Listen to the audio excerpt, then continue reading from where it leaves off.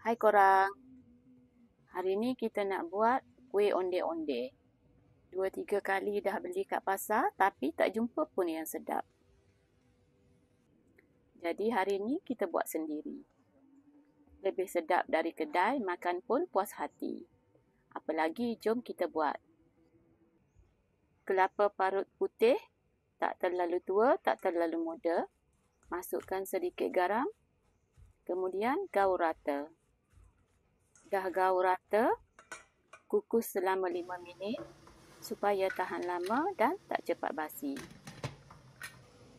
5 helai daun pandan, potong kecil, masukkan dalam pengisar. Masukkan sedikit pewarna hijau. Masukkan juga air untuk kita mengisar. Dah kisar, kita tapis. Air pandan ni kita akan guna untuk menguli. 2,5 cawan tepung pulut.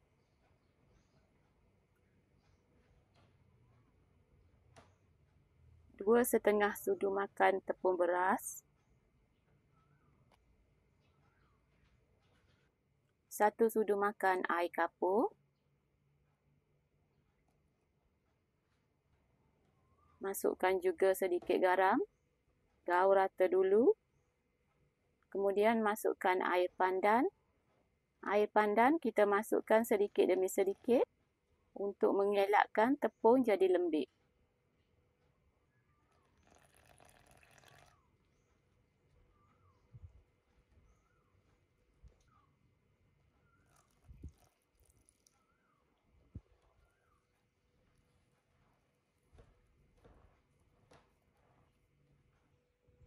Uli sehingga adunan tidak lagi melekat pada tangan dan juga pada mangkuk.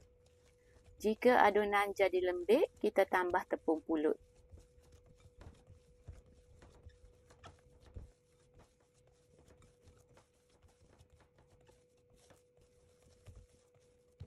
Dough kita sudah pun siap kita uli.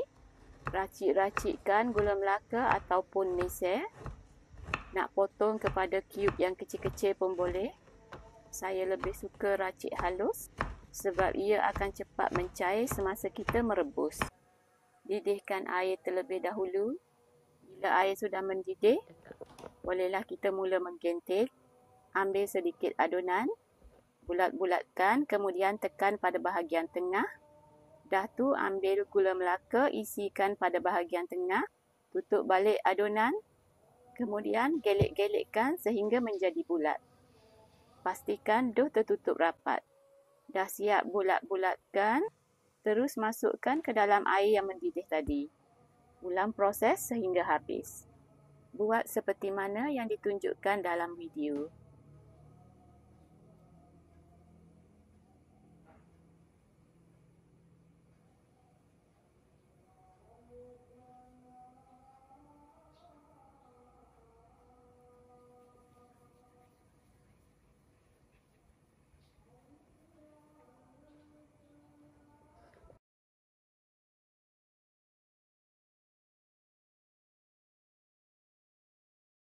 Kelapa yang kita kukus tadi, tekan-tekan sedikit supaya padat.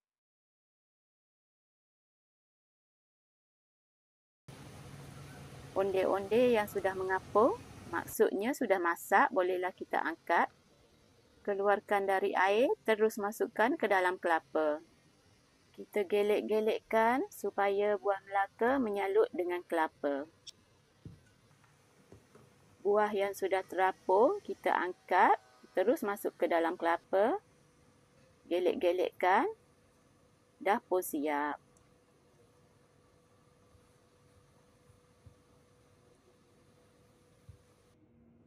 Kuih onde-onde gula melaka boleh buat untuk menu berbuka puasa hari ini. Selamat mencuba dan semoga bermanfaat.